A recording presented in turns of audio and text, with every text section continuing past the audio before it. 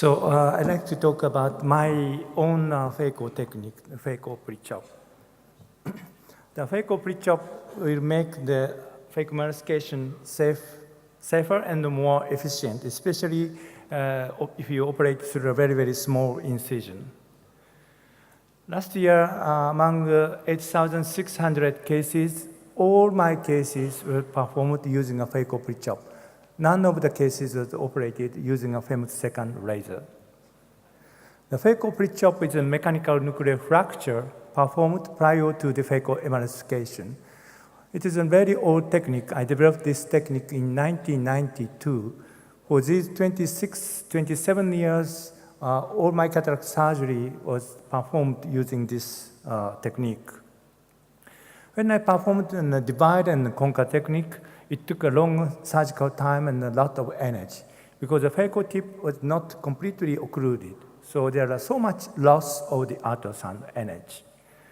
But in the phaco pre-chop, the nucleus is divided into pieces under the viscoelastic material. So once the nucleus is divided into smaller pieces, even with such an old phaco machine legacy, pre-chopped nuclear fragment can be quite easily and rapidly emulsified like this, because all the ultrasound energy can be effectively used to emulsify the nucleus. Nowadays, a femtosecond laser can pre-chop the nucleus, but it has a limitation. It depends on the area of the pre-chop, depends on the pupil size, and the posterior plate of the nucleus can never pre-chop using a femtosecond laser. So all the surgeons, after using a femtosecond, you use a manual pre-chopper to break this posterior plate of the nucleus. And also there are many limitations for the femtosecond laser, but for the manual phaco pre-chop, there's no limitation at all. Before you perform the phaco pre-chop, you need to make a preparation. First, to protect the corneal endothelium using a dispersive viscoelastic material, such as the Viscoat. Make a complete capsulorhexis without tears, notches, and make it sufficient hydrodissection. The procedure of phaco pre-chop will never damage the corneal endothelium. But once the nucleus is pre-chopped into smaller pieces, during the phaco emulsification, nuclear fragment may come into the anterior chamber and it may hit the corneal endothelium. So use of dispersive viscoelastic material is mandatory. Make a capsulorhexis a little bit smaller than the optic size and perform sufficient hydrodissection so that the nucleus can rotate freely in the capsular bag. So I always prefer to use a special hydrodissection cannula, and the small trick is to use a small syringe. If you use a big 5 or 10 cc syringe, you cannot perform the good hydrodissection. Introduce a cannula horizontally and lift the capsulorhexis edge a little bit. Introduce the cannula just beneath the capsule, and small amount of the BSS should be quickly injected. Then the nucleus will come out, push the nucleus downwards so that the BSS may spread uniformly between the capsule and the nucleus. Then again, fill up the chamber with Viscoat and to clear the anterior cortex. Fill up the chamber with Viscoat, sufficient Viscoat to make a positive pressure in the anterior chamber, and using the Uterata capsulorhexis forceps, make a 5.5 millimeter capsulorhexis without tears or notches. Then cortical cleaving hydrodissection using a hydrodissection cannula attached to a small syringe, ascertain that the nucleus can rotate freely in the capsular bag. There are only two methods in the phaco pre-chop. One is karate technique, and the other is counter pre-chop technique. You can choose according to the necessity of the nuclear support. If it is necessary to support the nucleus, you should use a counter pre-chop. And if it is not necessary to support the nucleus, you can choose vertical karate technique. In case with a soft cataract with complete capsulorhexis and intact ciliary zonules, you don't need to support the nucleus while you pre-chop. In these cases, I'd use a combo pre-chopper. A combo pre-chopper has a sharp angular blade and round blunt blade. This part of the blade is so blunt, so it is safe even it touches the posterior capsule. The angular side of the blade is placed at the center of the nucleus, and direction of insertion is just downwards. Bury the pre-chopper into the nucleus, and when the foreblade is buried into the nucleus, you may open the blade slowly. When the complete division has been attained, you can observe the inner surface of the posterior capsule between two pre-chopped nuclear fragments. Pre-chop the distal end of the nucleus completely, proximal end of the nucleus completely. When you rotate the nucleus, restore each bisected nuclear fragment into its original position and rotate 90 degrees. And then repeat the same procedure.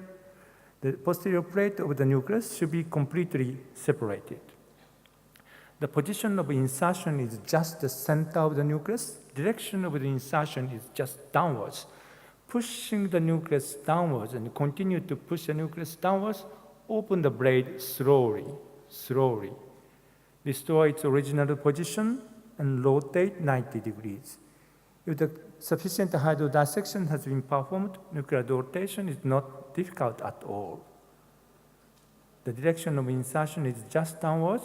The rounded side of the blade can be safely used to a certain complete division. You will see how the nucleus is divided into 4 pieces. This is normal speed. Just insert, open several times to attain complete division, rotate 90 degrees.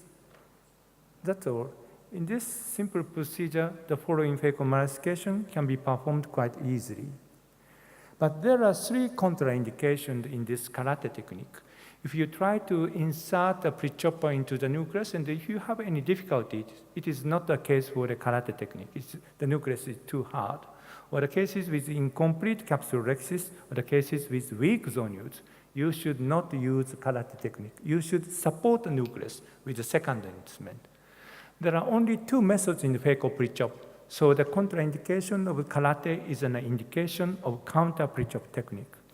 In those cases, I will use a sharp universal pre-chopper, and the nucleus is supported by the nucleus sustainer. There's a microball attached on the tip, so you can safely support the nucleus at the deep equatorial portion. Supporting the nucleus, even a dense cataract can be safely pre-chopped. It is important that the nucleus should be supported at the deep equatorial portion. Tip of the sustainer, tip of the pre-chopper, and the hardest core of the nucleus should be always aligned on the same line or same axis. For the soft cataract, I pre-chop the nucleus into 4 pieces, but in denser cataract, it is more advantageous to pre-chop further into 6 or 8 pieces. Once the nucleus is pre-chopped, each nuclear fragment can be easily phaco-emulsified. I always use my phaco tip bevel down and use in a burst mode. I'll make a complete occlusion of the tip, and when the tip is completely occluded and the vacuum pressure increased, I'll use a small amount of the burst energy just for the purpose of clearing the tip. Even in the subluxated cases, this is the shoulder exfoliation syndrome. I used 4 retractors to stretch the pupil, and another 4 retractors were used to sustain the nucleus at the capsule rhexis edge. In such complicated cases, if you support the nucleus properly with the second instrument, even such a dense cataract can be safely pre-chopped. So for the soft cataract, I use a combo pre-chopper. On the dense cataract, I use universal pre-chopper together with a nucleus sustainer. So if you have these 2 pre-choppers, you can manage any type of the cataract. The important point is to break the posterior plate of the nucleus. To attain a complete division is important. For the phaco emulsification, I always use a reverse Kellman tip so that I can make a complete occlusion of the tip so that all the ultrasound energy can be effectively used. If you use a Kellman tip, it is difficult to make an occlusion, and also there is so much stress on the incision. Finally, I'd like to show you a case. This is a dense cataract. In such a case, I stain the capsule. And after the hydrodissection, I'd use a counter pre-chop technique using a nucleus sustainer and sharp universal pre-chopper even a dense sclerotic cataract can be pre-chopped if the proper counterforce is provided to the nucleus. All this dividing procedure is performed under the viscoelastic material, so you can take time until you are certain that complete division has been attained.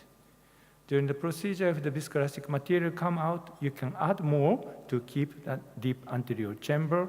And once the nucleus is pre-chopped, each nuclear fragment can be controlled by the nuclear sustainer. And according to the nuclear density, I'll change the on time for the burst mode. For the dense cataract, I use a longer on time, both longitudinal and torsional. And for the normal cases, I use a high pressure and high aspiration flow rate. Sometimes the nuclear fragment may come into the anterior chamber and it will hit the cornea enthelium. So use of the viscoelastic material to protect the cornea enthelium is mandatory if you use an phaco pre-chop before phaco emulsification. Thank you for your attention.